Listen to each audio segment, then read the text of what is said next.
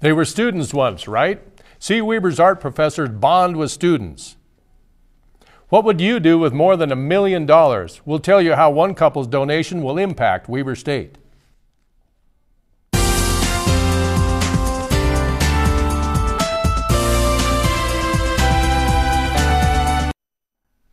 It's official, at least for now. The Utah Supreme Court upheld an injunction against members of Ogden Tracy and Ogden Street Gang. The injunction bans gang members from meeting together in public. Police say the injunction will keep city streets safer. The Supreme Court reviewed the injunction due to an argument from the American Civil Liberties Union saying it violates basic rights. Election results came in Tuesday, but soon after, a North Ogden man was in handcuffs. Garth Jensen was arrested on Tuesday after pulling a knife on an exit poll volunteer. The volunteer, a Weber State student, also works as a police officer. Jensen was charged with a Class B misdemeanor for the threat of violence. The Weber State Athletics Department received a not-so-common donation this week, a donation of $1.2 million. Rachel McAllister tells us how the money will be spent. Athletics Director Jerry Bovey says the donation to Weber State came from Bob and Annette Marcourt, some longtime supporters of Weber State sports. The Marcourts have been very influential with Weber State athletics for many years and decided this was a good time to really up the donation, and not only that for themselves, but to also, attempt to stimulate growth in the department from others in the community. Jerry says that fans should be excited. The football department especially has big plans for that money. We're going to returf our field with artificial turf. We're going to resurface our track. Ultimately, we'll create some new infrastructure in the stadium with restrooms and concession stands and souvenir shops to make it a little bit more fan-friendly. The stadium's empty right now, but with the renovations coming, the athletics department is hoping to fill those stands more than ever. From the soon-to-be returfed 50-yard line in the Stewart Stadium, I'm Rachel McAllister, Weber State News. Thanks, Rachel. Jerry Bovey says changes start to take place over the next 3 to 4 years. The Division of Wildlife Resources wants you to go fishing. They added 2,500 rainbow trout into the Ogden River Wednesday. It's part of a river rehabilitation project to clean up the river water and its banks. DWR officials hope the fish will boost recreation. Cell phones, we know they're convenient, but using cell phones while driving can be dangerous. Cammie Barnes tells us how often students drive under the influence of cell phones.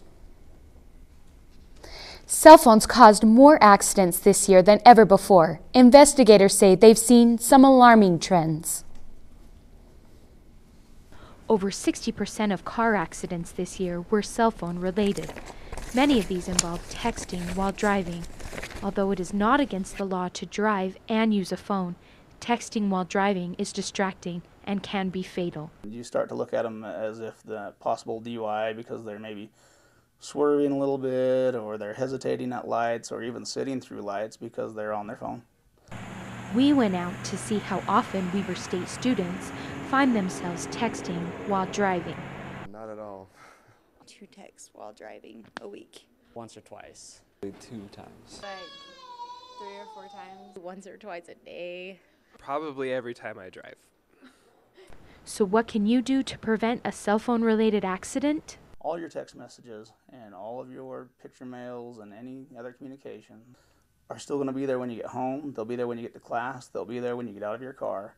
They're saved, so you can open them then. There is absolutely no reason to make the roads unsafe for other persons simply because you can't wait to read what someone has sent to you.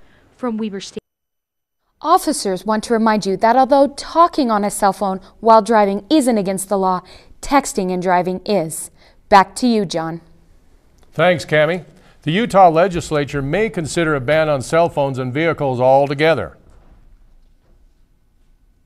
It may look like fall outside, but it feels a lot like summer.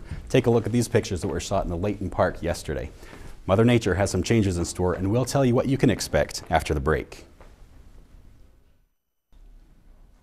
Weber State is going green, but how long will it take?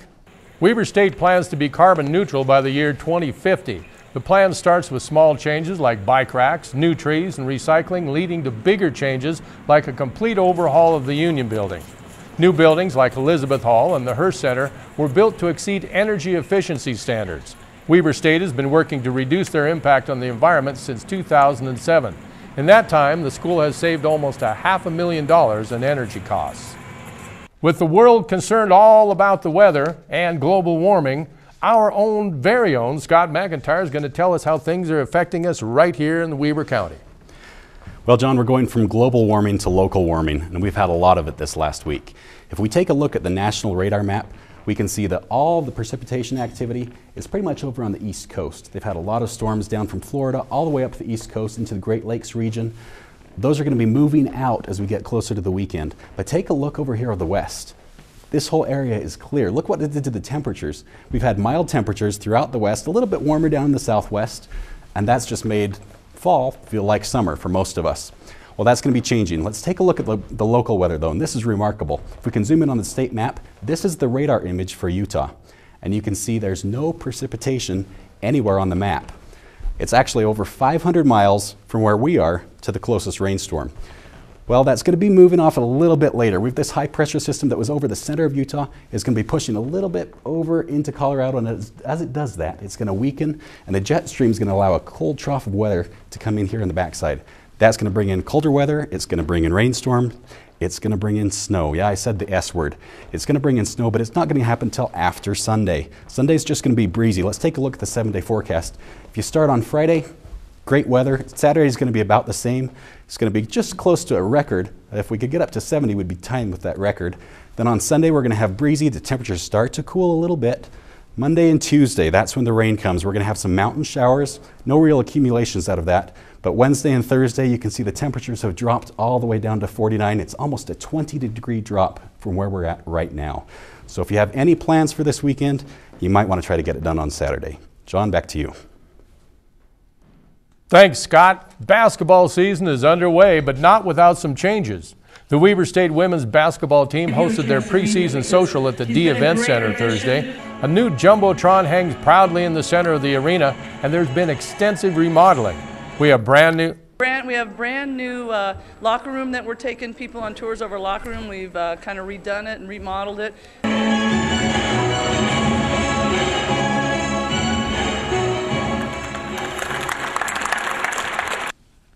First game for the Lady Cats, 2 o'clock Saturday at the D.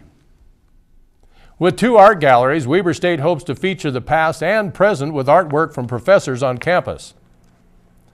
The project gallery shows the professors' art when they were in first grade all the way up until their early high school years. The art ranges from drawings to 3D sculptures. The Mary Elizabeth D. Shaw Gallery features the artwork the professors have completed recently. The work includes paintings, photographs, jewelry, and 3D art. Jim Jacobs is the chair of the Visual Arts Department and said he likes showing students the professors' older and more recent artwork. It gives them a certain perspective, you know, that the professors were, you know, once even younger than they were, and the kind of things they were doing. And I think it also just helps, you know, helps the relationship between the faculty and the students.